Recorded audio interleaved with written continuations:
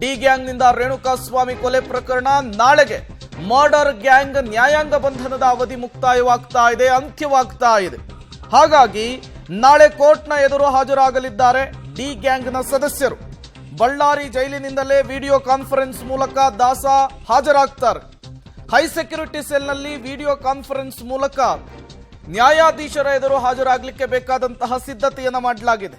Charge sheet ಸಲ್ಲಿಕೆಯ ಬಳಿಕ ಮೊಟ್ಟ ಮೊದಲ ಬಾರಿಗೆ ಕೋರ್ಟ್ನ ಎದುರು ಆರೋಪಿಗಳು, ನ್ಯಾಯಾಧೀಶರ ಎದುರು ಆರೋಪಿಗಳು ಹಾಜರಾಗ್ತಾ ಇರುವಂಥದ್ದು. ಸಾಕಷ್ಟು ಬೆಳವಣಿಗೆಗಳಾಗ್ತಾ ಇದೆ. ಕಳೆದ ಬಾರಿ ನ್ಯಾಯಾಧೀಶರ ಎದುರು ಹಾಜರಾದಂತಹ ಸಂದರ್ಭದಲ್ಲಿ ಡಿ ಗ್ಯಾಂಗ್ ಟೀಮ್ ಅನ್ನ ಚದರಿಸುವಂತಹ ಕೆಲಸ ಆಯಿತು. ಒಬ್ಬೊಬ್ಬರನ್ನ ಒಂದೊಂದು ಜೈಲಿಗೆ ಶಿಫ್ಟ್ ಮಾಡುವಂತಹ ಕೆಲಸ ಆಯಿತು. ಅದಾದ ಮೇಲೆ ದೋಷಾರೋಪ ಪಟ್ಟಿ ಸಲ್ಲಿಕೆಯಾಗಿದೆ. ಈ ಎಲ್ಲ ಬೆಳವಣಿಗೆಗಳ ನಡುವೆ ನಾಳೆ ದರ್ಶನ್ ಸೇರಿ 17 ಜನ ಆರೋಪಿಗಳ ನ್ಯಾಯಾಂಗ ಬಂಧನದ ಅವಧಿ ಮುಕ್ತಾಯವಾಗ್ತಾ ಇದೆ. ಹಾಗಾಗಿ ಪ್ರತಿನಿತ್ಯದಂತೆ ಈ ಹಿಂದಿನಂತೆ ಅವರನ್ನ ವಿಡಿಯೋ ಕಾನ್ಫರೆನ್ಸ್ ಮೂಲಕ ನ್ಯಾಯಾಧೀಶರ ಎದುರು ಪ್ರೆಸೆಂಟ್ ಮಾಡ್ತಾರೆ. ಮತ್ತೊಮ್ಮೆ ನ್ಯಾಯಾಂಗ ಅವಧಿ ವಿಸ್ತರಣೆ ಆಗುತ್ತೆ. ಬಟ್ ದರ್ಶನ್ ಅವರ ಬೇಲ್ ಭವಿಷ್ಯ ನಾಳೆನೇ ಅರ್ಜಿ ಹಾಕ್ತಾರಾ ಇಲ್ವಾ ಅನ್ನುವಂತಹ ಕುತೂಹಲ ಕೂಡ ನಿರ್ಮಾಣವಾಗ್ತಿದೆ. ಮತ್ತಷ್ಟು ಡೀಟೇಲ್ಸ್ ಅನ್ನು ಕೊಡ್ತಾರೆ ನರಸಿಂಹಮೂರ್ತಿ, ನೇರ ಸಂಪರ್ಕದಲ್ಲಿ ಜಾಯಿನ್ ಆಗಿದ್ದಾರೆ. ನರಸಿಂಹಮೂರ್ತಿ, ಸಾಕಷ್ಟು ಬದಲಾವಣೆಗಳಾಗಿದೆ. ಕಳೆದ ಬಾರಿ ನ್ಯಾಯಾಧೀಶರ ಎದುರು ಹಾಜರಾದಂತಹ ಸಂದರ್ಭದಲ್ಲಿ ಈ ಡಿ ಗ್ಯಾಂಗ್ ಎಲ್ಲ ಒಟ್ಟಿಗೆ ಇತ್ತು. ಅದಾದ ಮೇಲೆ ರಾಜಾತಿಥ್ಯದ ವಿಚಾರಕ್ಕೆ ಇವರನ್ನು ಚದುರಿಸುವಂತಹ ಕೆಲಸ ಆಯಿತು. ಜೊತೆಗೆ ಈಗ ಚಾರ್ಜ್ ಶೀಟ್ ಸಲ್ಲಿಕೆಯಾಗಿದೆ. ಕಳೆದ ಬಾರಿ ಪವಿತ್ರ ಗೌಡ ಅವರ ಜಾಮೀನು ಅರ್ಜಿ ಕೂಡ ವಜಾ ಆಗಿದೆ. ಹಾಗಾಗಿ ನಾಳೆ ಏನೆಲ್ಲ ಬೆಳವಣಿಗೆಗಳಾಗಬಹುದು ಈ ವಿಚಾರಕ್ಕೆ ಸಂಬಂಧಪಟ್ಟಂತೆ ಅಂತ?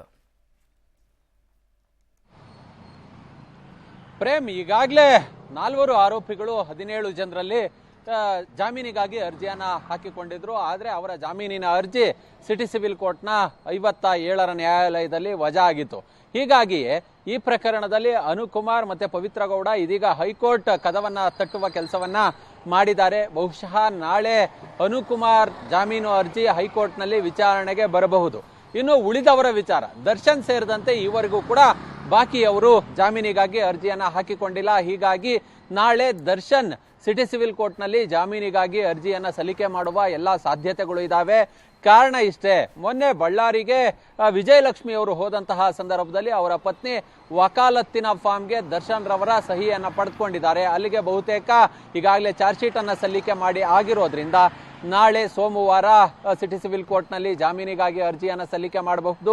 ಅದಾದ ಬಳಿಕ ಜಾಮೀನಿಗಾಗಿ ಅರ್ಜಿ ಸಲ್ಲಿಕೆ ಆದ ನಂತರ ಲಿಸ್ಟ್ ಆಗುತ್ತೆ, ಅಥವಾ 1 ಅಥವಾ 2 ದಿನದಲ್ಲಿ ಆ ಅರ್ಜಿಯ ವಿಚಾರಣೆ ಬರಬಹುದು. ವಿಚಾರಣೆಗೆ ಬಂದ ನಂತರ ಮತ್ತೆ ಈ ವಾದ ಪ್ರತಿವಾದಗಳು ನಡೆಯುತ್ತೆ. ಯಾವ ಕಾರಣಕ್ಕೋಸ್ಕರ ಜಾಮೀನನ್ನ ಕೊಡಬಾರದು ಅನ್ನೋ ನಿಟ್ಟಿನಲ್ಲಿ SPP ಅವರು ವಾದ ಮಂಡನೆ ಮಾಡುವ ಸಾಧ್ಯತೆ ಇದೆ.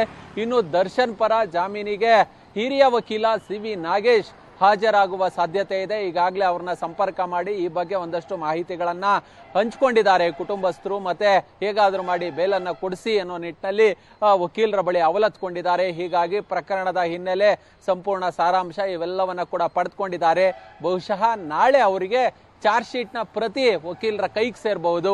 ಹೀಗಾಗಿ ಚಾರ್ಜ್ ಶೀಟ್ ನಲ್ಲಿ ಏನೆಲ್ಲ ಅಂಶಗಳನ್ನ ಸೇರಿಸಿದ್ದಾರೆ, ಅದರಲ್ಲಿ ಯಾವ ಲೂಪ್ ಹೋಲ್ಸ್ ಇದೆ, ಇದನ್ನ ಆಧಾರವಾಗಿಟ್ಟುಕೊಂಡು CV ನಾಗೇಶ್ ಅವರು ವಾದ ಮಂಡನೆ ಮಾಡುವ ಸಾಧ್ಯತೆ ಇದೆ. ಚಾರ್ಜ್ ಶೀಟ್ ಸಲ್ಲಿಕೆಯಾಗಿರೋದ್ರಿಂದ ಉಳಿದ ಆರೋಪಿಗಳು ನಾಳೆಯ ನಂತರ ಒಬ್ಬೊಬ್ಬರಾಗಿ ಜಾಮೀನಿಗಾಗಿ ಅರ್ಜಿಯನ್ನ ಸಲ್ಲಿಕೆ ಮಾಡಿಕೊಳ್ಳಬಹುದು.